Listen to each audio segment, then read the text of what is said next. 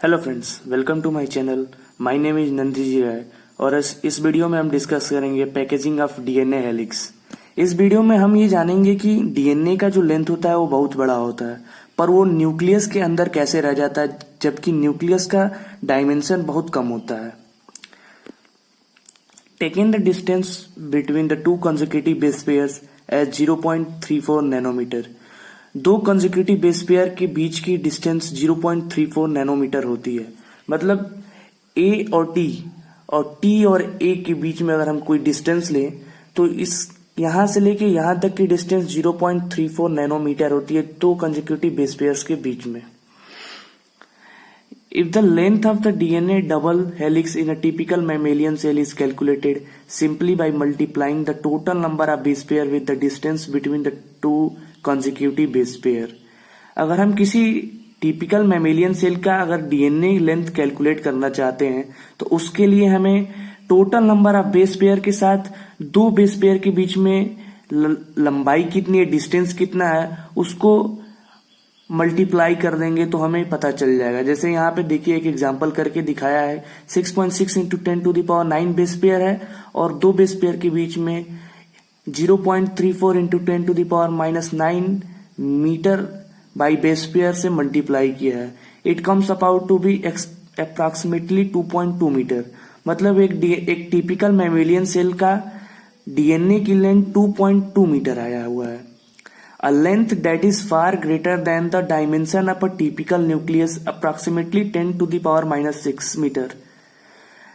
एक न्यूक्लियस का dimension approximately 10⁻⁻6 metre होता है और यहाँ पे डीएनए का लेंथ आ गया है 2.2 मीटर। ये पॉसिबल तभी है, कुछ इसमें कॉन्सेप्ट लगेगा जिसके हिसाब से जो डीएनए होता है वो पूरी तरह से न्यूक्लियस में एडजस्ट हो जाता है। यही भी इस वीडियो में हमें डिस्कस करना है। In prokaryotes such as E. coli, though they do not have a defined nucleus, the DNA is not scattered throughout the cell. Prokaryotes animals जो simple level of organisation show करते हैं, जिसमें cellular level ही organisation होता है, उनमें कोई भी well defined nucleus नहीं होता है। पर ऐसा नहीं कि डीएनए की पूरे न्यूक्लियस में स्कैटर्ड होता है। डीएनए उसमें पूरी तरह से स्कैटर्ड नहीं होता है उसके न्यूक्लियस के अंदर। DNA being negatively charged is held with some proteins that have positive charge in a region termed as nucleide।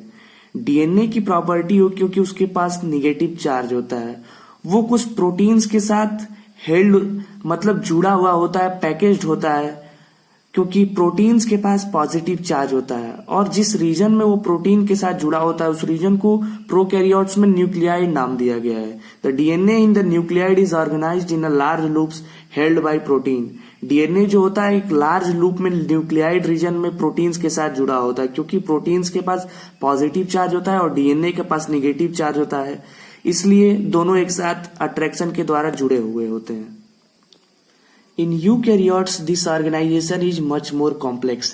Eukaryotes में भी ऐसी ही पैकेजिंग होती है, पर एक बहुत ही कॉम्प्लेक्स तरीके से, क्योंकि यूकैरियोट्स में ऑर्गन लेवल ऑफ ऑर्गेनाइजेशन होता है, इसलिए इसमें जो पैकेजिंग होती है डीएनए की वो बहुत ही कॉम्प्लेक्स होती है। There is a set of positively charge basic protein called histone. Eukaryotes में एक पॉजिटिवली चार्ज प्रोटीन होता है जिसका नाम हिस्टोन होता है। Protein acquires charge on depending upon the abundance of amino acid residue with the charge side chain। Histone protein के पास पॉजिटिव चार्ज एमिनो एसिड के रेसिड्यू पार्ट से आता है, जो बचा हुआ एमिनो एसिड का पार्ट होता है साइड चेन में, वहीं से हिस्टोन प्रोटीन को पॉजिटिव चार्ज मिलता है। Histones are rich in the basic amino acid residue lysine and अर्जिनिन्स।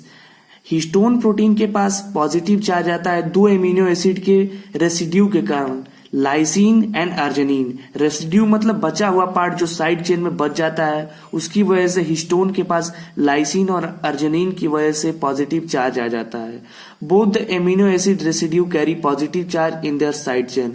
और जो बचे हुए एमिनो एसिड्स होते हैं उसके रेसिड्यू पॉजिटिव चार्ज अपने साथ कैरी करते हैं साइड चेन में।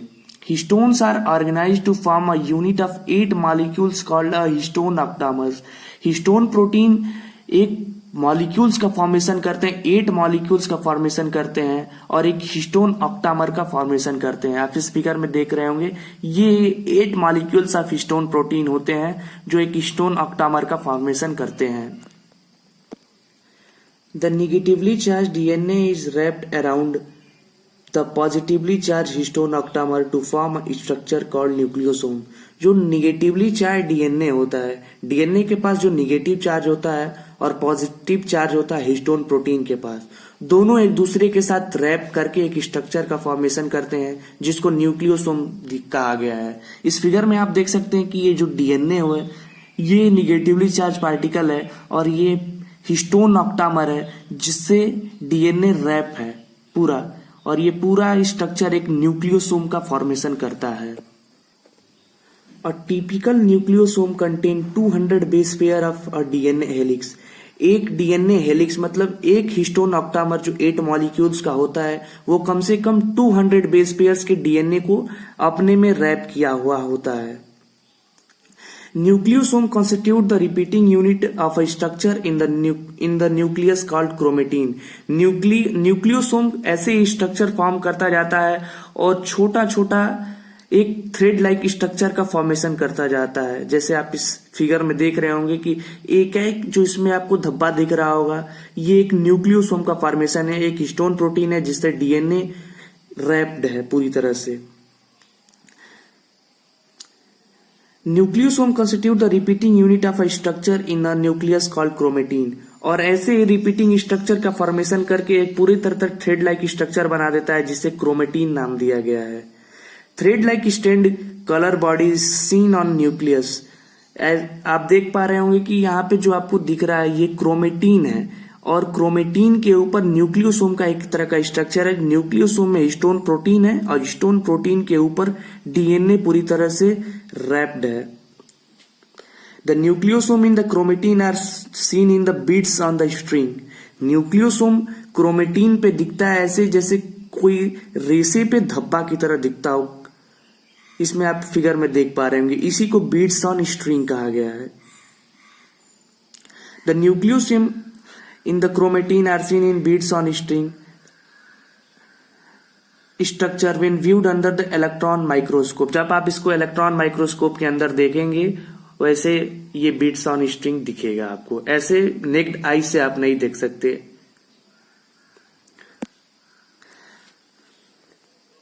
The beads on string structure in a chromatin is packaged to form a chromatin fiber that are further coiled and condense at metaphase stage of cell division to form chromosome। जो beats on string आप chromosome देख रहे होंगे ये धीरे धीरे package हो जाता है एक साथ जुड़ जुड़ के और फर्दर मेटाफेज स्टेज जब सेल डिवीजन का होता है तो एक साथ कॉन्डेंस होके क्रोमोसोम का फॉर्मेशन कर देता है। The packaging of chromatin at higher level require additional sets of protein. जो क्रोमेटिन जो आप देख पा रहे होंगे इसकी पैकेजिंग के लिए हायर लेवल पे अलग प्रोटीन्स की जरूरत पड़ती है। उनको that are collectively are referred to as non histone chromosomal protein, क्योंकि उनके पास हिस्टोन प्रोटीन नहीं होता है, वो एडिशनल लेवल्स ऑफ प्रोटीन होते हैं। In a typical nucleus some region of chromatin are loosely packed and stains light are referred to as euchromatin. Nucleus में आप देख रहे होंगे कि कुछ रीजन होंगे क्रोमेटिन में जो लूजली पैक्ड होंगे और लाइट स्टेन्स लाइट होंगे जिसकी वजह से उनको नाम दिया गया है यूक्रोमेटिन।